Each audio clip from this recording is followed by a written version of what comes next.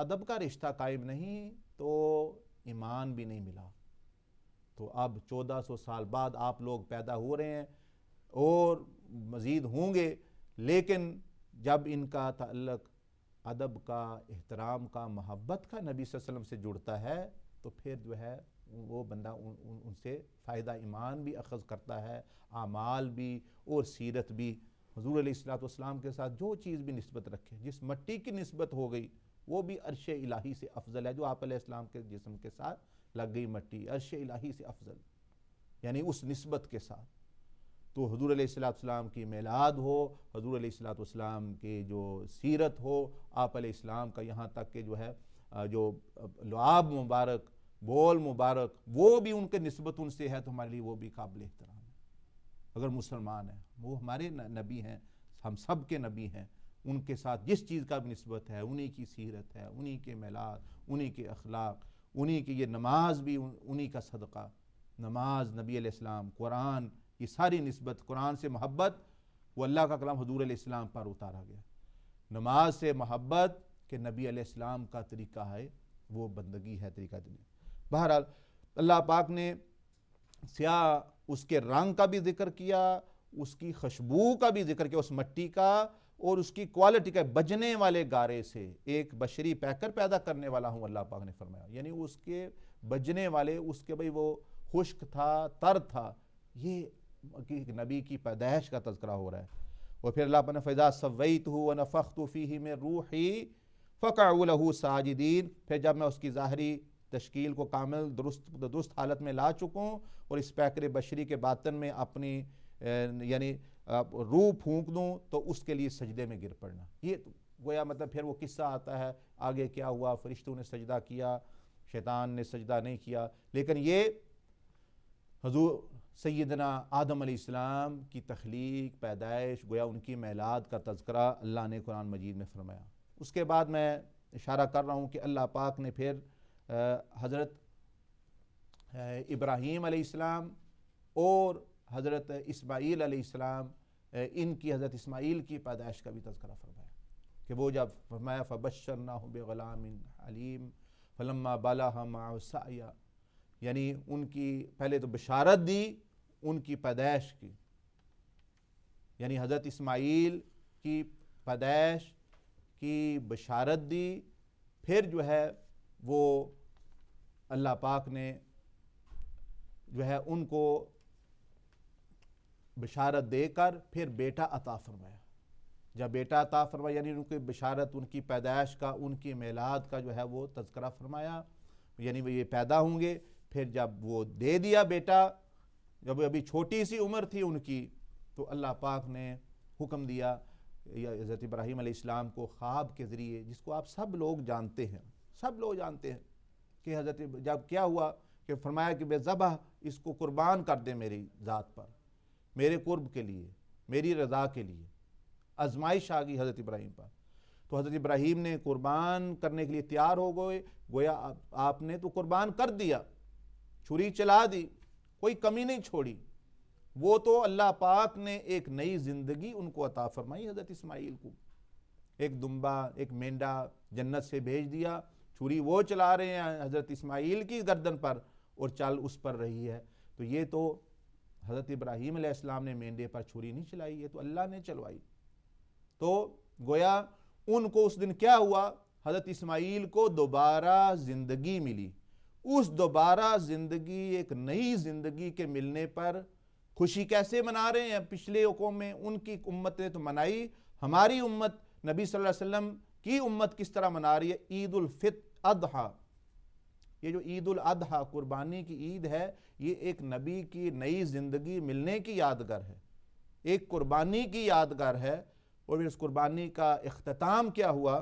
کہ ایک نبی کو ایک نئی زندگی اللہ نے اپنی طرف سے عطا فرمائی۔ گویا حضرت ابراہیم علیہ السلام نے تو ان کو شہید ہی کر دیا، وہ تو تیار تھے، ذرہ برابر بھی کمی نہیں چھوڑی،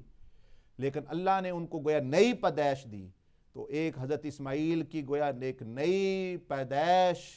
کے وسیلے سے اللہ پاک نے اس امت پر بھی حضور علیہ السلام کے ذریعے عید الاضحیٰ، آپ عید مناتے ہیں، وہ عید کیا ہے آپ مجھے بتائیں؟ عید الاضحیٰ کیا ہے بھائی؟ عید الاضحیٰ نام ہے ایک نبی کو اس دن جس نے شہید ہونا تھا لیکن وہ شہید نہیں ہوئے، اللہ نے ان کو زندگی عطا فرما دی، اس خوشی میں عید منا رہے ہیں کہ اللہ نے ان کو نئی زندگی عطا فرمائی اور حضرت ابراہیم کی قربانی قبول کی۔ عجیب بات ہے کہ حضرت اسماعیل کو نئی زندگی ملنے پر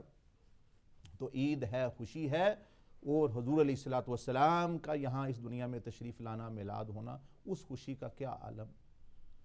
اور وہ کس درجے کی نعمت، وہ کس درجے کی برکت۔ اسی طرح یہ عید الفطر کیا ہے؟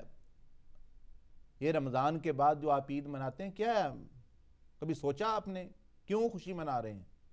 وہ خوشی اس لیے منا رہے ہیں، رمضان کی خوشی نہیں ہے وہ،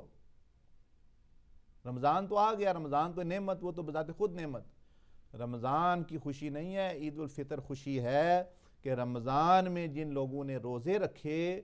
ان کو عید والے دن گویا ایک نئی زندگی مل جاتی ہے، گویا ایک نئی زندگی ان کو مل جاتی ہے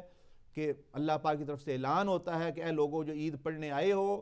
آج کے بعد از سر نو، ایک فرشتہ اعلان، از سر نو عمل شروع کرو، تمہیں ایک نئی روحانی زندگی ملی ہے، تمہیں ایک نئی، تو آپ اپنی اس نئی روحانی زندگی کے گناہ معاف ہو گئے، عید والے دن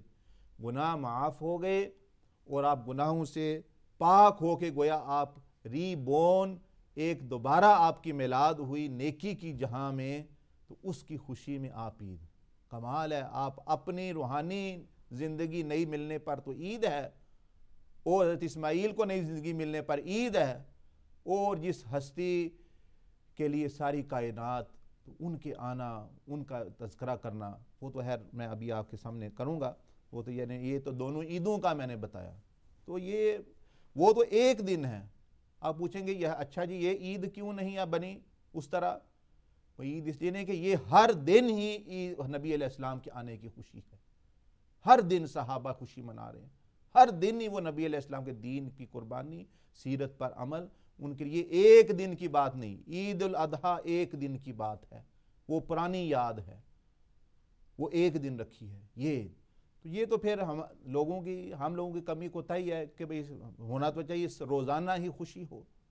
روزانہ ہی نبی علیہ السلام کی میلاد کا بھی تذکرہ ہو، آپ تو سیرت کا بھی، آپ علیہ السلام کے دین کا بھی، قربانی کا بھی، صحابہ کا تو یہ طریقہ تھا۔ یہ تو ہماری کمی کوتاہی سستی لوگوں کی ہے کہ وہ مطلب ایک ربیع الاول میں محدود کر لی، یا کبھی وہ 12 یا کبھی اس مہینے میں کسی نہ کسی تاریخ پہ کر لیتے ہیں، تو یہ یعنی سمجھیں کہ کمی کوتاہی ہے کہ اس کو عید ایک دن مقرر نہیں کیا گیا، یہ نبی علیہ السلام کی آمد کی خوشی اتنی کہ ہر دن اس کے بعد خوشی کا نبی صلی اللہ علیہ وسلم کی آمد ہے، کیونکہ ہر دن میں حضور علیہ السلام کا فیض پایا جاتا ہے۔ کون سا دن ہے جو نبی علیہ السلام کے صدقے یہ زندگی قائم نہیں؟ تو وہ ہر دن اس لیے صحابہ رضوان اجمعین کا یہ طریقہ، تو وہ ہر دن وہ خوش اس لحاظ سے، لیکن غمگین اس لحاظ سے کہ حضور علیہ السلام کا پیغام بھی آگے وہ دیتے تھے، آپ علیہ السلام کی سیرت پر عمل کرتے تھے، اور اس میں جو کمی کوتاہی سمجھتے تھے اس پر وہ غمگین بھی ہوتے، دوسروں کو نبی علیہ السلام سے دور دیکھ کر غمگین بھی ہوتے، آپ علیہ السلام کے غم میں شریک بھی ہوتے۔ بہرحال یہ تو میں نے دونوں عیدوں کا تذکرہ کیا۔ اب حضرت موسیٰ علیہ السلام کا دیکھیں، اللہ پاک نے قرآن مجید میں سورۃ قصص میں پورے حضرت موسیٰ علیہ السلام کی میلاد کا تذکرہ فرمایا، ان کی جوانی کا تذکرہ فرمایا۔ اعوذ باللہ من الشیطان الرجیم، سورۃ قصص یعنی 28ویں سورت، آیت نمبر 1 سے لے کے 14 تک پڑھیں، اس میں حضرت موسیٰ علیہ السلام کے میلاد کا تذکرہ ہے۔ طاسین میم تلک آیات الکتاب المبین نتلو علیک من نبأ موسیٰ وفرعون بالحق لقوم یؤمنون ان فرعون علا فی الارض وجعل اہلها شیعا یستضعف طائفة منہم یذبح ابناہم یستحیی نساءہم انہ کان من المفسدین۔ تو پھر آگے آتا ہے کہ جب جیسے موسیٰ علیہ السلام پیدا ہوئے، کیسے ان کو اللہ نے وَأَوْحَيْنَا إِلَىٰ أُمِّ مُوسیٰ، اللہ پاک فرمان ہم نے الہام کیا موسیٰ علیہ السلام کی والدہ کی طرف، ان ارضعی فَإِذَا خِفْتِ عَلَيْهِ فَأَلْقِيهِ فِي الْيَمِّ، کہ ان کو ایک ٹوکری میں رکھ کر دریا میں رکھیں۔ یہ موسیٰ علیہ السلام کی والدہ پر الہام، یعنی دیکھیں ان کی پیدائش کا ذکر ہے، ان کی جو ہے والدہ کا اپنا ذکر ہے، کیسے ان کو پھر ٹوکری میں رکھا گیا، پھر کیسے وقالت امرأۃ فرعون، پھر فرعون کی بیوی، پھر وہ کیسے وہ ٹوکری تیرتی ہوئی آئی اور کیسے جو ہے وہ یعنی فرعون کے پاس پہنچی اور کیسے پھر اس نے کہا کہ میں اس کو بھی قتل کر دوں گا، اور حضرت آسیہ جو فرعون کی بیوی تھی اس وقت، انہوں نے فرمایا کہ نہیں، کہ یہ جو ہے ہم شاید یہ ہمارے لیے باعث برکت ہو، ہماری آنکھوں کی ٹھنڈک بنے، ہمارا بیٹا بنے۔ پھر اس کا ذکر ہے، پھر موسیٰ علیہ السلام کی دیکھے دائیوں تک کا ذکر ہے کہ دودھ پلانے کا ذکر ہے۔ وہ پھر ان کو فرمایا موسیٰ کی والدہ نے ان کی بہن سے کہا کہ ان کا حال معلوم کرنے کے لیے ان کے پیچھے جاؤ، یہ سورۃ قصص ہے۔ سو وہ انہیں دور سے دیکھتی رہی اور وہ لوگ بالکل بے خبر تھے، ہم نے پہلے ہی موسیٰ پر دائیوں کا دودھ حرام کر دیا تھا۔ سو موسیٰ علیہ السلام بہن نے کہا کہ میں تمہیں ایسے گھر والوں کی نشاندہی کر دوں کہ تمہارے لیے اس بچے کی پرورش کر دیں۔ دیکھیں یہ موسیٰ علیہ السلام کے میلاد کا تذکرہ ہے، ان کے دودھ پلانے کا ذکر ہے، ان کی دائیوں کا ذکر ہے جنہوں نے کوشش کی، پھر ان کی والدہ کا ذکر ہے کہ کیسے وہ ان سے جو ہے پھر مستفیض ہوئے، کیسے اللہ نے ان کو ملایا۔ تو یہ گویا میلاد ہے حضرت موسیٰ علیہ السلام کا تذکرہ۔ تو موسیٰ علیہ السلام کا تذکرہ ہے، حضرت آدم علیہ السلام کا تذکرہ ہے، حضرت اسماعیل کے میلاد کا تذکرہ ہے، ان کی قربانی کا۔ پھر اس کے بعد دیکھیں انبیاء تو ایک طرف رہ گئے، اللہ پاک نے ولیوں کی میلاد کا بھی تذکرہ کیا، اولیاء اللہ کی میلاد کا بھی تذکرہ فرمایا۔ تو وہ بلکہ اولیاء اللہ میں بھی دیکھیں یعنی مردوں کا نہیں بلکہ عورتوں میں جو ولیہ ہوئیں ان کا بھی تذکرہ فرمایا۔ تو یہ ابھی آپ کے سامنے میں انشاءاللہ اس کا بیان جو ہے وہ جاری رکھوں گا۔ اس کے بعد حضرت مریم کے میلاد کا تذکرہ ہے، حضرت عیسیٰ علیہ السلام کے میلاد کا تذکرہ ہے، قرآن میں حضرت یحییٰ علیہ السلام کے، یہ سب کا انشاءاللہ اگلے ایپیسوڈز میں، اور پھر اور بھی کچھ باتیں ہیں جو آپ کو کرنی ہیں۔ اور یہ بھی یاد رکھے کہ میلاد شریف جو ہے اس میں توحید محفوظ ہوتی ہے، کیونکہ میلاد کا مطلب ہے کسی کا پیدا ہونا، اور خدا تو پیدائش سے جو ہے وہ پاک ہے، تو کسی کا گویا میلاد منانا یہ توحید کو مضبوط کرتا ہے، یہ اللہ کی وحدانیت کو مضبوط کرتا ہے کہ اللہ تو لم یلد ولم یولد، نہ اس کو کسی نہ وہ کسی کو یعنی وہ تو پاک ہے اس چیز سے۔ تو میلاد منانا گویا یہ قبول کرنا ہے کہ بھئی یہ بندہ اللہ کا بندہ ہے، اللہ کی مخلوق ہے، تو اس سے توحید بھی مضبوط ہوتی ہے۔ اور بھی بہت ساری چیزیں ہیں، آپ آئندہ قسطیں انشاءاللہ سنتے رہیں۔ کل اس بیان کو تھوڑا سا انگلش میں بھی دہرائیں گے اور سوال جواب بھی کل لیں گے آپ سے انشاءاللہ، اور ابھی اس کو مکمل بھی کرنا ہے۔ اللہ پاک مجھے آپ کو جو ہے سمجھ عطا فرمائے، نبی علیہ السلام کی صورت سے، آپ علیہ السلام کی میلاد سے، آپ علیہ السلام کی آمد سے، آپ علیہ السلام سے ہر چیز جو نسبت رکھتی ہے اس سے، اور آپ علیہ السلام کی سیرت سے محبت عطا فرمائے۔ آمین بجاہ سید المرسلین۔ سبحانک اللہم و بحمدک، نشہد ان لا الہ الا انت، نستغفرک و نتوب الیک۔ Unfortunately, it's come to the end of the program. I do apologize that we did not have opportunity to accept your calls and your questions. This was due to the time restriction for today's program. But inshallah, if you tune in tomorrow, tomorrow's program will start inshallah approximately 5:30, which will be half an hour before our original time, to give us more time in order we can take your questions as well, inshallah. And as you've heard the beautiful bayan on the status of the milad of Rasulullah sallallahu alaihi wasallam, if you'd like to know more about the status of the milad of Rasulullah sallallahu alaihi wasallam, or if you'd like to know more about how one can